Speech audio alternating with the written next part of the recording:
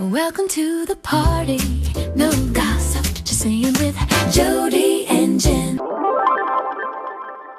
Hey, everybody. Welcome back to No Gossip, Just Saying. I'm Jenn, and today we need to talk about something nobody's saying aloud yet, right? Yeah, and I'm Jodi. Guys, summer is coming. And summer. Pressure to completely reset your life in the next 90 days is on. And it's a little unhinged, girl. Yeah. Little bit. Little bit. Like, I feel like we're just digging out of the snow. Yeah. No, but seriously, like all of a sudden we're supposed to go, oh, revenge body. Got it. Oh, bikini. Oh, I'm ready. Oh, what are you wearing for Memorial Day? Who are you wearing for Memorial Day? What are we doing? Are we BBQing? What are we doing? What? Right. And if you're not doing a total transformation, somehow you are failing. Well, and that's just ridiculous. Okay. So today we're calling it out. I'm calling it out. You're calling it out. We're calling it out. And we're offering a different approach. Yeah. Instead of trying to change everything at once, we're going to break down this whole thing into 5 slightly chaotic, maybe, but actually effective things you can pull off before summer. I think that this is about feeling more confident, being more grounded, and more like yourselves, and not changing the freaking earth and everything in your life and your body and your mind and everything to be successful, because those things don't work. Bravo. And without the burnout, right? I mean, no crash diets. Let's try to avoid the crash diets without the unrealistic glow up expectations of summer. It's true. And, you know, with the whole talk about the Chinese New Year, this is the year of the fire horse. And it only comes once every 60 years. And, oh my gosh, this is about transformation and blazing and trailblazing and making the biggest, greatest changes. Like, okay, there's no pressure there. Yeah, it's about little bites. It's about small intentional shifts that create a fresh season in your life, right? It is. And I also want to point out that talking about all this is probably making a lot of y'all feeling like you're already behind, because I do. I don't know about you. I'm like, uh-oh. Right. And you start spinning your wheels, right? And it's like, I'll start next week. Well, this episode is going to be your permission slip to do things differently, okay? So we're going to step into summer. We're going to feel lighter. Ooh. And we're going to do it in ways that actually matter. Yeah, let's do it, girl. I feel like we're a Broadway musical right now. Hey, jazz hands, and we digress. There we go. Right. Okay, so let's just say it. Summer's coming. Wah, wah, or yay! And when it comes to summer, we put this intense pressure on us. Okay, no, we don't. Everybody else does. Like everybody trying to sell us shit. Yeah, right? Those sellers of shit. Those sellers of shit. Shit sellers. Shit sellers. There's so much pressure. And it's like the second the weather even starts to get warm, everybody's like, oh my God, are you beach body ready? Are you beach body ready? It's like trending all over. And it's like they say it, but you're like, did you read that like on some jackass Hallmark card? I mean, right? That's as bad as saying like, new year, new you. Yeah. Oh, we've never heard that one before. Never. Oh, okay. You're really original with that, Bob. Right. So it's like, we don't even know what that means. But apparently you need to have this perfect beach body by May. And we're going to panic you in a way that I will be able to sell you something because you're in panic mode. Right. So I'm panicking and now I'm Googling crash diet. How can I lose all the weight in like 90 days or less? And then let's get a spray tan. And then let me get my nails done. And then let me get a new wardrobe. Oh my God. And then let me get those things that make your teeth white. I don't know where I was going with that. Yes. I was just on the bandwagon and I was picking up what you were laying down. Yeah. Whatever. It's exhausting. You wore me out. Just saying those words wore me out. But seriously, though, like, here's what nobody's saying. Like, this is all manufactured. Oh, say more about that. Like, speak to me. Like, we're spinning in our heads. And where do we get all these whack-ass ideas? A, social media. Yeah. B, commercials, because they just want to sell you more shit. Obviously. But you also have like been coming out of this dead of winter, pollen spring, blah, blah, blah, blah, blah situation. And now you're like, where's the rebirth? Where's the rebirth? Yeah. Where's my rebirth? It's where's like my summer hot butt? New season, new chance, new way to get going. I mean, we fall for it every single year. We can't help it. It's a trap. Well, and two, being in the fitness industry, especially the beauty industry that's right alongside us, like we fall into it because the beauty industry pushes it, right? Sure. And we also know that we're basically taking off our clothes and like shedding bikini bodies, and whether they look good, bad, or indifferent, I mean, that's up to the eye of the beholder, but we want to feel good, right? So there it is. Mind you, a shameless plug for the studio. I feel like sometimes I wear shit that is like as small as a bikini to work out in. I've seen that. And listen, I'm still going to say the word.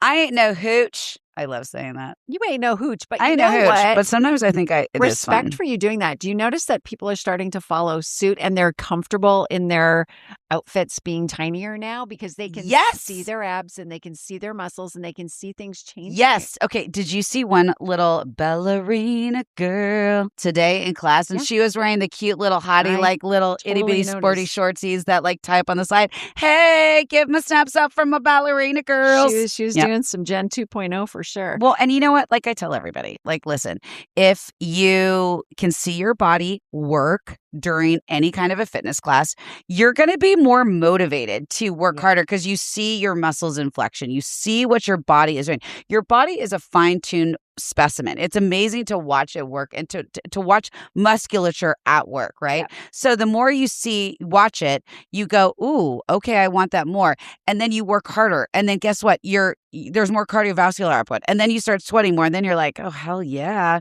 And all of a sudden, you're conscientious about what you put in your mouth because you're like, I want to rock those cute little hottie shorts again. Damn it. I don't want to have my like little balloon muffin top like flying out in the wind, So it's a nice little happy arrangement. But this all goes into play with I need the beach body ready. Like this is where it starts. It starts at the studio. And you're safe at the studio. Yes. And so everybody feels safe at the studio. But then what happens is we go online and we start comparing ourselves to the Instagram models who are not the reality check guys. They've been filtered. They've been filtered. The reality check is what's in the room. So what you see in your fitness studio, what you see in real life. But we feel the pressure because we're now being shown all this bullshit on social media and we're falling for it. So it's overwhelming. Yes. And then it causes you to stop in your tracks and it kicks you into that, I'll start Monday. I'll start Monday. I'll start tomorrow. I'll start the day after tomorrow. I'll start next month. And it puts us into a panic. So we want to help remove some of that pressure, keep it real, and talk to you about having that I'm getting ready for summer transformation without opting into that crazy energy that's being sent your way, right? Yep. Okay, let's talk about this 90 days to transform your entire life thing, Jenn. Oh, God, this drives me crazy. Yes. Okay. Like 90 days. Oh, my God. My life is going to be changed. My body's totally different. Blah, blah, blah, blah. Okay. Whoa. Simmer down, hot sauce. Chachi, get a hold of yourself. And let's talk about what 90 days really means. Okay. So first of all, if you know anything about habits, everybody knows it takes 21 days to make a habit. Okay. But that doesn't mean 21 days to keep a habit. That just means to start a habit. Yeah. Okay. So 90 days means you've started a habit, you've kept a habit, and you keep doing the habit, which is now setting yourself up to pace differently going forward up until 9 days and beyond. Like this is not, okay, if I do this for 90 days, like let me put it to you better. If I'm sitting on the couch watching God knows what, I don't know, Housewives or whatever your, show du jour is. Yeah, drug of choices. Yeah. And I'm sitting there eating a bag of potato chips and I'm pissed because I have a muffin top and I have no muscle tone and I'm just like, I don't like how I feel. Well, guess what? You are what you eat. You're putting freaking potato chips 24/7 into your body and you're not moving. Okay, fine. That's that.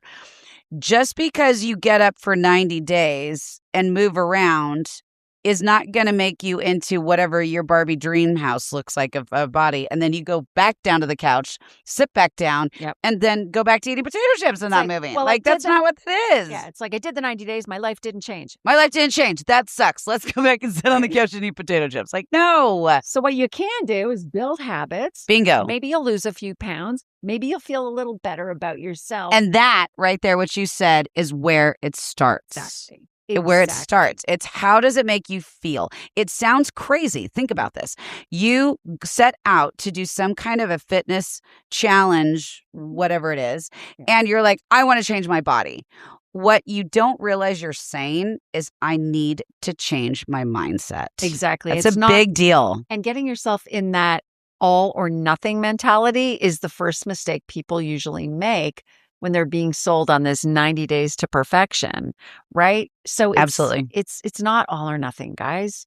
It's not, I'm going to go work out every single day, eat perfectly, meditate, journal, drink yellow water. Okay, that is not reality. It's just Exactly. not. I mean, I don't care Can't sustain that. if you are a single person, you have no kids, you have a boring job. That's not what I'm setting up is you just have all the time in the world, beyond the basics of living. Okay. Like even those people are not going to do that. Like they're just not. It's not reality, right? Exactly. So why don't we just focus on a few things that actually do make a difference? Absolutely. People, we are talking small, intentional shifts that are sustainable. Yeah, not a complete life overhaul that crashes and burns in 2 weeks. Exactly. So this ties into something everyone is talking about right now. I go back. Chinese New Year, Year of the Fire Horse. Ooh, yes, Year of the Fire Horse. So this comes every 60 years, like we just said. Yeah. And it's rare. So Yeah. it's super rare. But think about that. Because it's super rare, it all of a sudden puts this huge expectation in our mind of like, this has to transform me.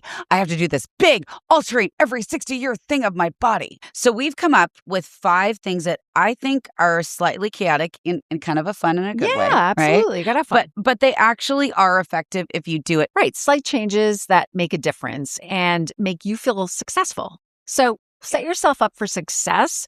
And then you can look back 90 days later and go, oh, shit. Yeah. Yeah. And I did something good. And I love where we start on the number 1 for this because it's like my favorite.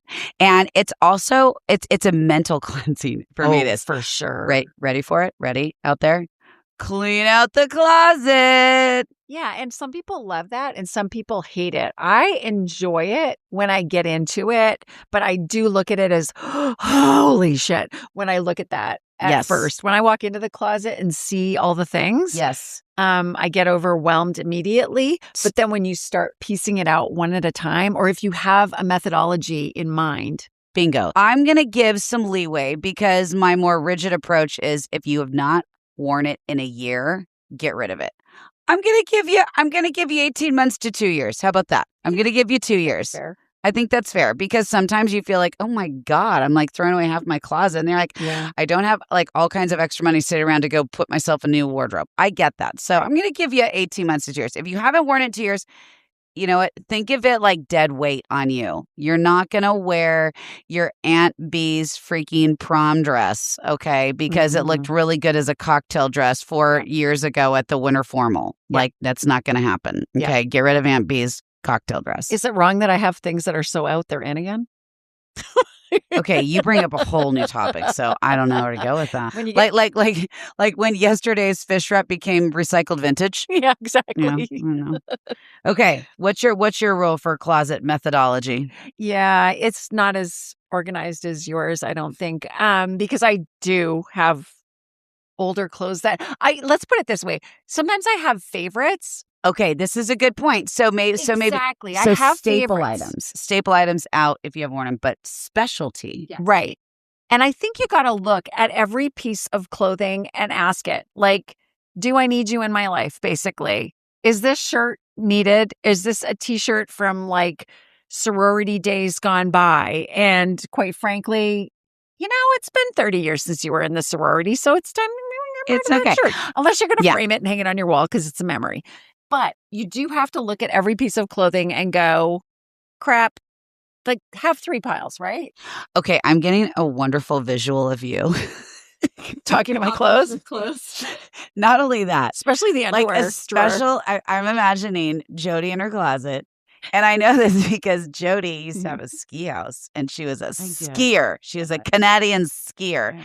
And if she's had ski wear that is so old, it's become vintage. I just imagine you looking at your Susie Chapstick little one-piece outfit that was either purple or teal. Am I right so far? Am I right so far? Or maybe hot pink. And it was like and teal. I called it. And it was a onesie. Yeah, yes. And it's like It had a zipper that's it's a zipper. And it's like and it's either sort of like a billowy material but like tight to your body, or it's just like full on lycra. It's lycra. And you zip it up, and then it has a big onesie belt situation. And then a big puffy jacket. Yeah. And then you wear your cute turtleneck with like your little wigwam. Oh my God, yeah. Oh That my was God, my I look. So know your My wardrobe. braids. Because that was my look too. Did you ever have the after ski boots that look like dogs? They're like so fluffy with hair. Well, and like they could have barked at you. I didn't have the dogs, but I had. They're so great. Oh God. My mother did. It's silly, JoJo. Yugoslavian party pig dance slippers. That's what they were called. I don't even know what to do with that. I'm sorry. Rewind. Rewind. Flashed me back to a place I haven't been in a really long time. Yugoslavian who? Yeah, well, I called them Yugoslavian party pig dance slippers because Party pig dance slippers. Party pig. My husband will nod his head and go, "Oh yeah, those." And they were these, oh yeah, those. They are not. That is just a Jodi name, but they were these leather base slippers, moccasins. Yeah, like a moccasin. But Like they a went moccasin. all the way up your leg. What? And they were crochet. There was like a crochet. They were like Grecian. Crochet. Like, picture all those hanging planters from 1975. Oh my God, like in Mrs. Roper's house in Three's Company. Exactly. Mm-hmm. And they were so it was all this crochet material, and they were really comfortable and kind of fluffy inside. This is where you come back with this vintage shit out of your closet. See? Like I wouldn't get rid of those Don't either. throw Those are everything like out. a masterpiece. Don't throw everything. Those are a masterpiece Those in my are mind. keepers. I know plenty of people that have been on GLP-1s and they have a hard time letting go of their clothes. Skinny or their fat clothes. And I don't mean to say that fat clothes. That's a statement piece, right? Point is that if you don't feel good in it today, get rid of it. That's true. It's extra baggage. It's extra mental baggage. I'm telling you, there is something to this. This is a powerful thing to let go of. It's also, too, for people that say, oh, my God, when I wore this, I was so cute, blah, blah, blah, blah, blah. Yes, of course you were, but you're still cute. So give yourself some grace and realize what you think is cute might have been like kind of cool in like circa 2002 and it's not. It's not anymore. Well, also, when your body changes shape. Yes. As you gain weight and as you lose weight. Or keep the same weight. Or keep the same weight. That's a crazier one. That's true. Your body just is constantly changing shape and you dress to different ages. Yes. And there's that whole, I don't even know where my brain is on. That's okay. I fucked up. What am I trying to say? You're saying very smart things. People say they keep their clothes because they're going to fit back into them. Yes. But you're not really going to want to wear those clothes again anyways. And trust me, I've tried to do this. Like when you're like, oh, well, if I lose weight, then I had really cute clothes. I'll just take them to the tailor. No, you won't. Because you know what? The reason why the pockets on your ass are where they were placed by the designer, they don't need to like come together and make it look like now you have some weird like design because it's basically hitting on your ass crack. Exactly. So number 1, closet purge and make it empowering. Clean that sucker out. What about number 2? Number 2, move your body in a way that doesn't feel like punishment. Dun, da, da. That sounds familiar. Who came up with that brilliant idea? Us. Imagine. Just saying. Yep. Okay, good. What does that mean? Do things that are fun. Okay. If you are like, well, I listen to you fun people, but I am nowhere near you. I can't get to your studio and I don't have any place to go work out. Get out, walk around, walk the dog, do things that are fun. And if you so shall want to dance with us, but aren't at the studio, go to www.danceandsanity.com. Yeah. It's literally that easy to do. You can do it 24/7. You can learn steps. You can learn routines, combinations, choreographies with music, without music. You can do classes. It's that easy. Yeah. And the other flip way of moving your body in a way that doesn't feel like punishment is I think sometimes people go into a 90-day thing thinking that they're going to work out 3 times a day for 6 hours a day. They're not. They just end up hurting themselves. So use a little bit of moderation, like think it through. If you're currently working out 5 days a week and you want to amp it up to 7 days a week, just remember rest days are good too. If you're only working out 1 day a week, there's really lots of opportunity to grow your workout situation, but don't go from 1 day to 7. Go from 1 to 3, go from 3 to 5. Go, just Move in a way that doesn't hurt your body. It only helps it. So you'll see results just by changing the workouts you do. Absolutely. Yeah. All right. Number 3 on the list. Your life depends on it. Hydrate like you've never hydrated before. Because they're never sick of listening to us talk about hydration. And yet we're going to keep talking about it because why? It's so freaking important. And what is the marketing statement? If you've heard or seen a statement like 6 times, maybe you'll actually do it and remember it. Yeah, that's I all think we're we're doing. on like 600. Yeah. But I still need the reminder as Jessie drinks her water. Yeah. Exactly. See, we just inspired. We see just what happens inspired there. Jessie. See what happens there. You can hear her slurping and plurping in the back. And listen, and as far as water goes, like, so here are some sort of more deep dive things about like how, why, what do I do? Listen, if you are carrying around one of those huge jugs of water that like gives you like the little steps, like, oh, that much more to go. Oh, keep drinking. Okay.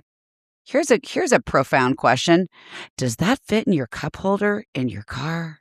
No, it doesn't. It's true. No, it doesn't. So don't set yourself up for failure. Get a damn Stanley or a Yeti. Spend your $30 or whatever they freaking have on Amazon. Or a knockoff. Or a knockoff. Who cares? But get one that like can fit in the confines of your car. Get ones that like you're going to reach for. Get one that moves with you and that's easy to use. Yeah, because proper hydration is going to help your energy. It's going to help your skin. It's going to help your body just stay in lubricated. There's that word again. We like that word. That's our new word. It's our word. So hydration is, as usual, super important. We are, all walking around like dried out sponges. Or raisins. I'd like to be a grape, please. Today, I am a sponge. Tomorrow, you are a raisin. Today, I will be a grape. Thank you very much. Yes. Okay. So number 4, fix your sleep. Yeah, even if it's just like 30 more minutes, guys. You need to try and improve your sleep, not to put stress on you to lay down and go, oh my God, I got to get better sleep. Nothing is going to ruin your sleep like that. But do you ever, a lot of people know about these meditation apps and a lot of people they work for, and I know some people are like, I can't listen to anything. Give it a chance. Some people like to hear a voice talking in the background. I kind of like the voice talking in the background. I've been using meditation apps for years, and I think it's a learned behavior, you guys. You can't just be a hyperactive human being and then go, I'm going to be a meditator. Yeah. And then turn on a meditation app and think it's going to work. You're going to hate it at first. I'm just telling you right now, you're going to hate it. You got to start in little increments, 1 minute here, 2 minutes there, 3 minutes. Get yourself up to a nice 30-minute meditation. And if you can do that, and again, shutting down the electronics, and I was just going to say that. You're probably telling your kids to do this anyways, but take your own damn advice. Shut it down. It's true. And, some people do like watching TV in bed, like, and if you do, that's on you. Then meditate after. The one thing that I would say, like, you've got to start forming this in a practice and a habitual practice is stop scrolling on social media before you go to bed. It's the worst thing you can do for yourself. Yeah. And it's so easy to do. Don't do it. Make a conscious effort to say, nope, I'm not doing that. I'm going to stop doing that at 8 o'clock, 9 o'clock, whatever your timeline is, whatever time you go to bed. But like, give yourself at least 60 to 90 minutes of none of that. Like, so you can really decompress. Yeah, definitely do yourself that favor. And then number 5 is let's pick one food habit to improve. Okay. This is something that should be almost the easiest thing to do, quite frankly. And I'm not saying I'm going to cut sugar for the next 90 days because that is unrealistic. If you are a sugar person like I am, you're not going to be able to do it. You're going to fail. I'm going to give one key thing that I think is so easy to do, especially for all of our listeners that eat out a lot. Yeah. If you're going out with a friend, if you're going out with a spouse, share. Yeah, we started doing that. My husband and I have started doing that. It will make a massive difference in how your gut feels. And you will eventually see, maybe not dramatic, but you'll start seeing organic results physically and how your body looks. I'm telling you, it is such a cool thing to do. And it's kind of fun. It's fun because you can do an appetizer. You could do a salad. You can do an entree. Yeah. I always say this, you don't leave the dessert out. You don't need it. It's not in everything. Don't worry about taking home the doggy bag. Don't worry. Yeah. Stop with with the doggy bag, right? And it, by the way, it also saves you money. And that way you get a lot more tastes and a lot different things. I tell people this all the time, and I think it goes hand in hand with what I just talked about sharing meals, is that you can change and swap quality in your diet. Yeah. But if you don't change somewhat of how much quantity you have and you're trying to lose weight, guys, it's not going to work. It's not going to work because you're dealing with it's calories in, calories out, as the old Jane Fonda used to say. And she's not old, but she said that a long time ago. And it's true. You know, if you're already starting and you say, I'm 15 pounds behind the 8 ball and I have, let's say, 1,800 calories that I get to use. Well, okay, but is that to lose 5 pounds, or is it 10 pounds, or is it 15 pounds? And in what time frame do you want to do it? Right. Like, so it's like a checking account, right? Like it's like, think about if you've ever had a credit card, if you do have a credit card and you think, okay, I spend, let's call it, I don't know, $1,000 a month on this. Well, guess what happens when you go on that trip or when Christmas comes around? Then it gets a little bit bigger. Well, guess what happens then in January? You're not trying to pay off $1,000 anymore, which is your normal bill that you're trying to pay off. Now it's $2,500. So where is that extra $1,500 going to come? Do you have to really cut back for the next couple months? Yeah. People don't think like this naturally, and they have to start thinking about that a little bit more. So the easy way to not get overwhelmed by everything I just said, which I think I overwhelmed myself, by the way, but is to think, maybe I eat not 3 pieces of fruit because they're good for you. I eat 1. Yeah. Or maybe I eat. And spread it out over the course of the day. And spread it out. Don't. Because if you binge. Yes. If you do something like intermittent fasting, for example, and you're binging during the hours you're eating, that's not doing anything. Fail. And I want to talk about this. I want to talk to this and about this, about intermittent fasting, because a lot of people that go to the studio know that I do this, and I do this to lean out. If I honestly, transparency, want to shed a few lbs and want to feel a little bit leaner, my easiest way that works for my body, and I've tried a lot of different kinds of things, is I will do intermittent fasting, and I will intermittent fast, and I will have a 6-hour window, and I will wait until 4 or 5 p.m. And people ask me, like, how the frick do you do that with teaching as much as you do? And simply put, I say this. Now, again, there is all kinds of science you can go and find and research on your own.